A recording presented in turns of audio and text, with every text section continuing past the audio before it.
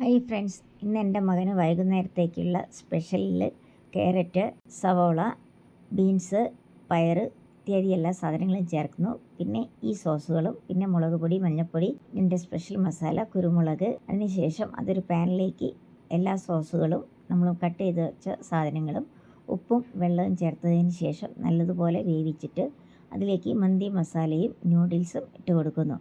എന്നിട്ട് നല്ലതുപോലെ അടച്ചു വെച്ച് വേവിച്ച് വെള്ളം വറ്റിച്ചതിന് ശേഷം നമ്മളൊരു ബൗളിലേക്കാക്കി കൊടുക്കുന്ന സമയത്ത് കുട്ടികൾ അതെല്ലാം കഴിക്കും. അല്ലാതെ പച്ചക്കറി സാധനങ്ങളോ ഇലക്കറികളോ കുട്ടികൾ കഴിക്കില്ല. അപ്പം കുട്ടികളെ കഴിപ്പിക്കാനുള്ള ഏറ്റവും എളുപ്പ മാർഗ്ഗമാണ് ഇത്. ആ സാധനങ്ങളൊന്നും മാറ്റി വെക്കാതെ മുഴുവനും കഴിക്കും. ഓക്കെ.